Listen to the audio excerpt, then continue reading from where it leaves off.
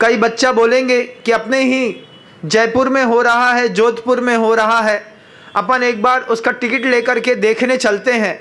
साफ तौर पर मना कर दीजिए, साफ तौर पर, कि हमारे घर से कोई भी व्यक्ति वहाँ पर क्रिकेट देखने नहीं जाएगा।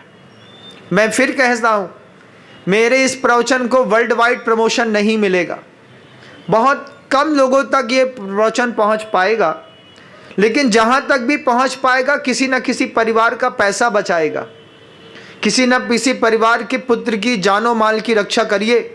अपनी चीज़ें ना, ट्रेन में चढ़ते हैं तो क्या लिखा रहता है, अपनी संपत्ति की रक्षा खुद करिए, आपकी जोखिम हमारी जवाबदारी नहीं है। माहौल मिथ्या दर्शन का इतना ज़बरदस्त तैयार किया है, हर इंसान को फीलिंग हो रही है कि इस बार आईपीएल बड़ा ज़बरदस्त होगा, लेकिन आपके लिए नहीं होगा, वो बड़े बड़े लोगों के लिए होगा जो इसको ऊपर से सर्कुलेट कर रहे हैं, लगातार डील कर रहे हैं, खरबों रुपए कमाएंगे। इसमें सबका हाथ घुसा हुआ है। पुलिस वालों को भी कई जगह पता रहता है कि यहीं से सट्टा खिलाया जा रहा है, उनको भी वहाँ से कुछ थोड़ा बहुत कहीं ना कहीं से पूजा होती होगी, वे भी शांत रहेंगे। 100 150 कंप्यूटर्स के साथ बैठ करके किसी गांव में बैठ करके उनका गेम चल रहा होगा। बड़े बड़े शहरों पे लगातार पान की गुमटियों पर सट्टे की पट्टियां काटी जा रही होंगी, ऑनलाइन गेमिंग हो रही होगी। इन सब चीज़ों के बीच में आपका बच्चा मोबाइल चला रहा होगा। 2 महीने बड़ी कृपा करिए, अपने घर के वाईफाई सेटअप बॉक्स का रिचार्ज मत कराइए 2 महीने, और कराइए तो 2 GB के डाटा वाला कराइए। 4G स्पीड वाले से अच्छी है 2G स्पीड वाला कराइए। सिर्फ 2 महीने के लिए अपने परिवार के ऊपर कृपा करिए। भौतिक संसाधनों में आदमी इतना आगे निकल चुका है कि अगर आधा घंटे के लिए भी नेट पर वाईफाई की स्पीड कम होगी, आपकी जान सदके में आ जाएगी। लेकिन बहुत अच्छी चीज़ है बंधुओं कि हम 2 महीने तक भौतिक संसाधनों से अपने परिवार को दूर रखने का प्रयास करें। सबसे बड़ी कीमत तो टीनेजर्स के साथ है। वो छोटे छोटे बच्चे सब समझते हैं, जो आप नहीं समझते वो समझते हैं। उनको पता है कि कहाँ से कैसे रमी खेलनी है, क्योंकि सरकार ने उनको जुआ खेलने की आदत कैंडी क्रश से लगाई है। छोटा सा गेम है कैंडी क्रश, उसमें बाउल्स फोड़ो, रन बनाओ, कॉइन्स इकट्ठे करो, 15 रुपये मिलेगा, 20 रुपये मिलेगा, 50 रुपये मिलेगा। जितने भी नए गेम्स बनते हैं उसमें जुआ खेलने की लत डालना to be must compulsory questions है। आप कोई भी गेम देख लीजिए, मारने वाला देख लीजिए, पत्ते खेलने वाला देख लीजिए, लूडो देख लीजिए, सब में नंबर बन रहे हैं।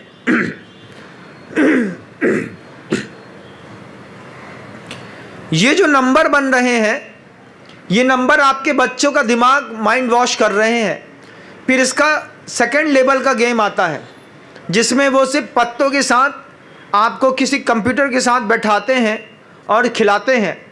कई ऐसे भी बड़ी बड़ी कंपनियों के लोग, अपनी शादी करी होगी उनने अभी 2000 करोड़ की, अब उनको सूल भी तो करना है। सूल कैसे करेंगे? तो 10 रुपये आपके चार्जिंग वाउचर में बढ़ा दिया, उनका तो पूरा पैसा सूल हो गया। क्योंकि जनता बहुत बड़े लेवल पर है। इतने बड़े लेवल पर सम्यक ज्ञान की ज्योति जलाना कितना कठिन है। मिथ्या ज्ञान की ज्योति जलाना कठिन है नहीं, क्योंकि वो लगातार अनादिकाल से जल रही है। मैंने कहा ना, गुरुवर कहते थे परमात्मा की ताकत नहीं है तुम्हारे मन के अंदर धर्म की प्यास पैदा कर दे, लेकिन प्यासे को पानी पिलाने की ताकत है। कोई प्यासा आएगा, हम उसको पानी पिला सकते हैं, लेकिन प्यास पैदा नहीं कर सकते। प्यास आपको खुद पैदा करनी होगी।